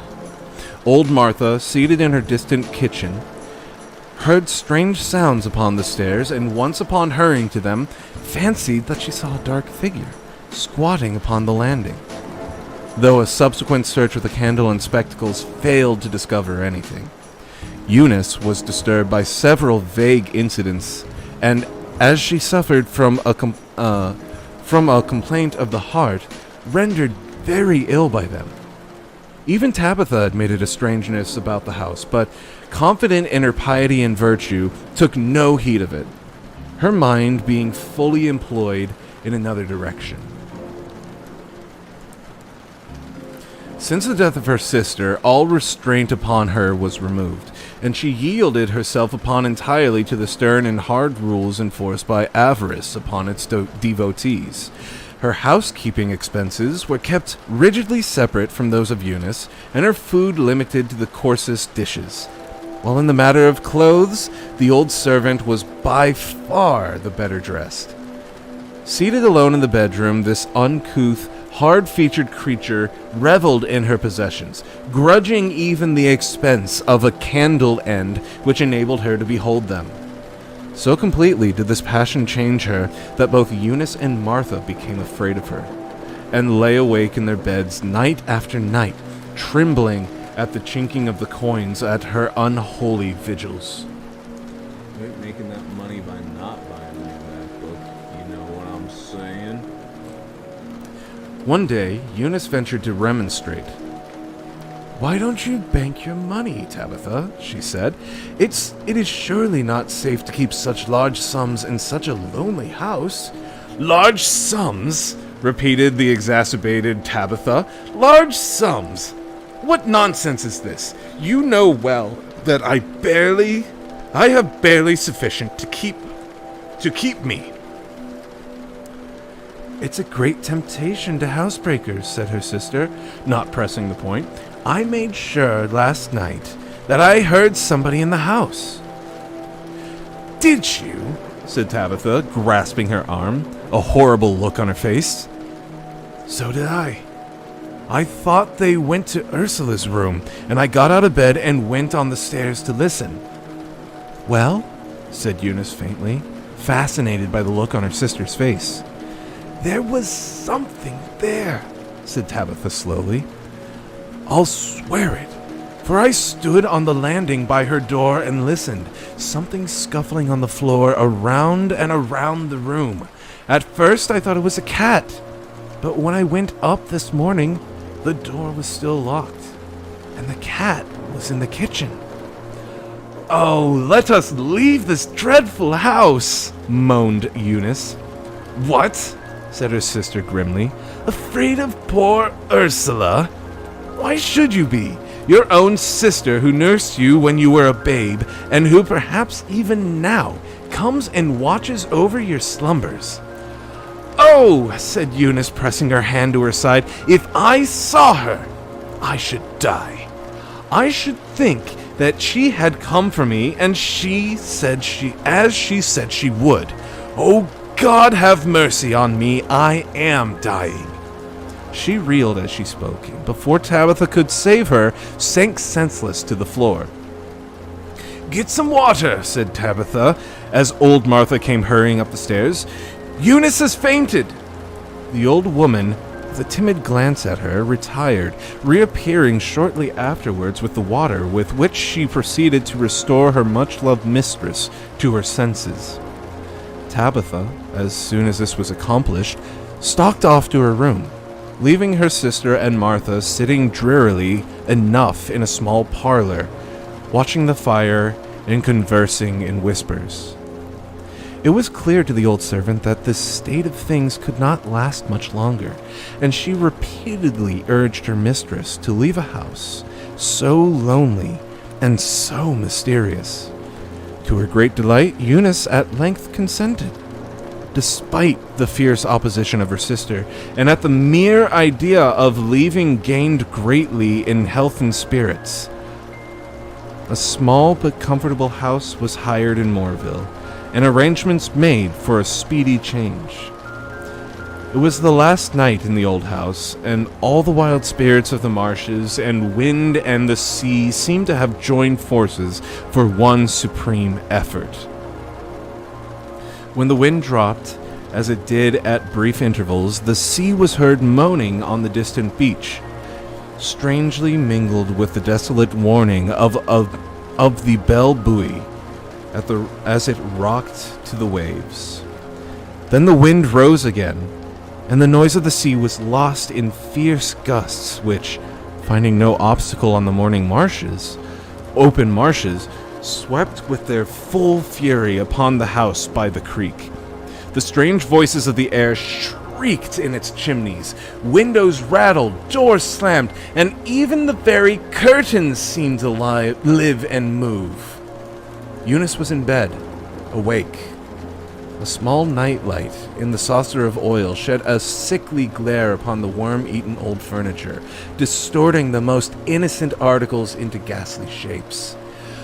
A wilder gust than usual almost deprived her of the protection afforded by that poor light, and she lay listening fearfully to the creaking and other noises on the stairs, bitterly regretting that she had not asked Martha to sleep with her. But it was not too late, even now. She slipped hastily to the floor, crossed to the huge wardrobe, and was in the very act of taking her dressing gown from the peg when an unmistakable footfall was heard on the stairs. The robe dropped from her shaking fingers, and with a quickly beating heart, she regained her bed. The sound ceased, and deep silence followed, which she herself was unable to break, although she strove hard to do so. A wild gust of wind shook the windows and nearly extinguished the light, and when its flame had regained its accustomed steadiness, she saw that the door was slowly opening, while with the huge shadow of a hand blotted the papered wall. Still, her tongue refused its office. The door flew open with a crash, and a cloaked figure entered, and throwing aside its coverings, she saw, with a horror past all expression, that the napkin-bound face of the dead Ursula smiling terribly at her. In her last extremity, she raised her faded eyes from the succor, and then, as the figure noiselessly advanced and laid its cold hand upon her brow, the soul of Eunice Mallow left its body with a wild shriek and made its way to the eternal. Martha, roused by the cry and shivering with dread, rushed to the door and gazed in terror at the figure which stood leaning over the bed. As she watched, it slowly removed the cowl and the napkin and exposed the fell face of Tabitha, so strangely contorted between fear and triumph that she hardly recognized it. "Who's there?" cried Tabitha in a terrible voice as she saw the old woman's shadow on the wall. "I thought I heard a cry," said Martha, entering. "Did anybody call?" "Yes, Eunice," said the other, regarding her closely. "I too heard the cry, and hurried to her. What makes her so strange? Is she in a trance?" "Aye," said the old woman, falling on her knees by the bed, sobbing bitterly. "The trance of death. Ah, my dear, my poor lonely girl. Then that this should be the end of it. She has died of fright," said the old woman, pointing to the eyes, which even yet retained their horror. She had seen something devilish. Tabitha's gaze fell. "She has always suffered with her heart," she muttered. "The night has frightened her. It frightened me." She stood upright by the foot of the bed as Martha drew the sheet over the face of the dead woman. "First Ursula, then Eunice," said Tabitha, drawing a deep breath. "I can't stay here. I'll dress and wait for the morning." She left the room as she spoke, and with bent head proceeded to her own. Martha remained by the bedside and gently closed the staring eyes, fell on her knees, and prayed long and earnestly for the departed soul. Overcome with grief and fear, she remained with the bowed head until a sharp, sudden cry from Tabitha brought her to her feet. "Well?" said the old woman, going to the door. "Where are you?" cried Tabitha, somewhat reassured by her voice. "In Miss Eunice's bedroom. Do you want anything? Come down at once! Quick! I am unwell!" Her voice rose suddenly to a scream. "Quick, for God's sake, quick! Or I shall go mad! There is some strange woman in the house!" The old woman stumbled hastily down the stairs. "What is the matter?" she cried, entering the room. "Who is it? What do you mean?" "I saw it," said Tabitha, grasping her convulsively by the shoulder.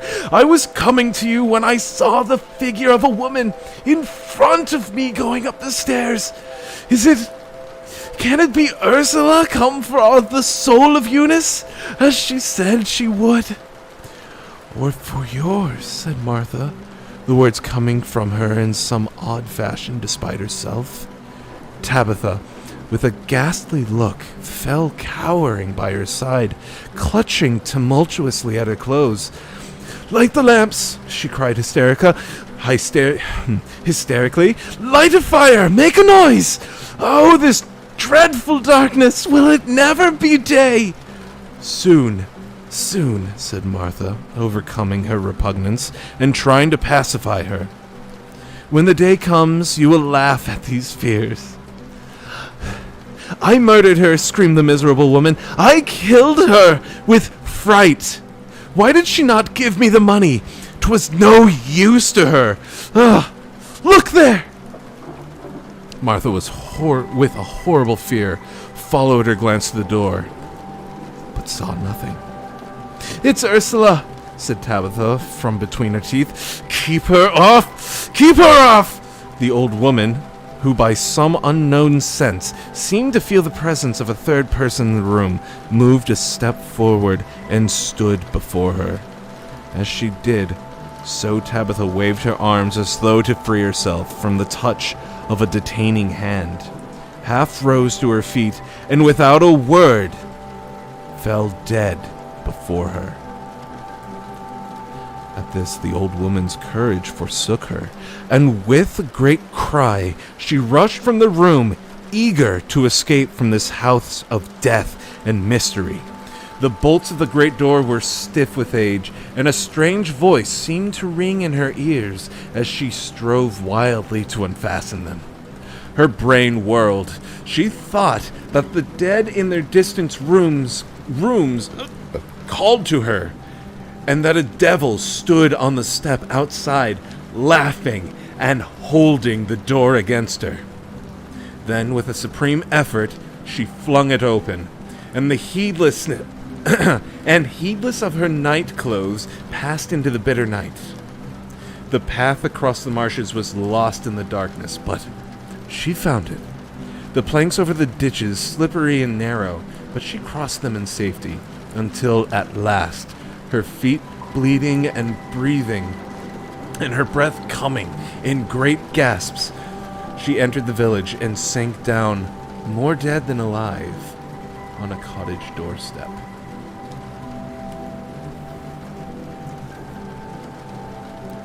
And that was The Three Sisters. Learned a few months ago that my laptop is considered obsolete by Apple at this point, 7 years old. We bought it in 2017, but it was an older model even then. Amazing to think how many people are still running Windows XP, which is still wildly considered to be Microsoft's best OS, though I'm partial to Windows 7 as far as that goes. I remember XP being pretty damn good. I don't think I have Pony in this race necessarily for OS, but I remember XP being good, and I remember 7 being a return to form that people were expecting after Vista was released. So I could see arguments for 7 being good too. It may just be time for another used laptop, but I mean that's completely up to you. The military actually paid Microsoft to keep maintaining Windows XP. Really? Wow. That's crazy. I mean, the hospital that I work at still uses a DOS-based computer order entry system, so... And the reason behind it is because if they were to update it to anything new, the transferring of files just wouldn't work. So in order to maintain all their files, they just continue to use this completely outdated, esoteric DOS-based system for entering all medication orders. When you lean past the mic, you get very quiet. So, But anyways, that's neither here nor there. Okay. My throat is getting scratchy and tired. Hopefully you guys enjoyed this. I appreciate any and all comments on my narration. I tried to incorporate She'll play Glover P. I asked Ratter what she thought, and she said it's good. She recommended that I put more narrate Glover. Yeah, all 4 lines of dialogue. I put more effort into making the narrating parts, the parts that aren't dialogue, more lively. And hopefully I accomplished that at least somewhat with this last story. Next time, I don't know if I want to read more scary stories or if I want to read fantasy, because I've got like Grimm's fairy tales and whatnot. Yeah, this last one was better. Cool, thank you. I might want to change it up every now and then, and keep things interesting, and read different types of stories and whatnot. And like this, go to this really quick. This Gothic literature series of books. I'm trying to figure out like the best angle, I guess, like that. Is actually like a bunch of different types of stories. Like they have Norse mythology, they have Celtic tales, they have more sci-fi things. They have a lot of ghost stories. They have the Cthulhu mythos, of course, and it seems like they are in no shortage of stories to read and different types of things. You need to put on black eyeliner when you read that. But to broaden my horizons, I think I want to read different types of stories to get used to different types of like sentence structure and get used to different types of writing styles and whatnot. These stories in particular, in this book, were difficult in the sense that they were written in Old English. The sentence structure was not necessarily intuitive, and I caught myself several times like stumbling over my words because of that. So that would definitely take some getting used to. But I think I did an okay job. Not fantastic, but also this is the first time that I'm actually like doing this, like seriously doing this, not just like reading the stupid scary stories book from the last time. So I think it was alright. But anyways, I'm going to leave it at that.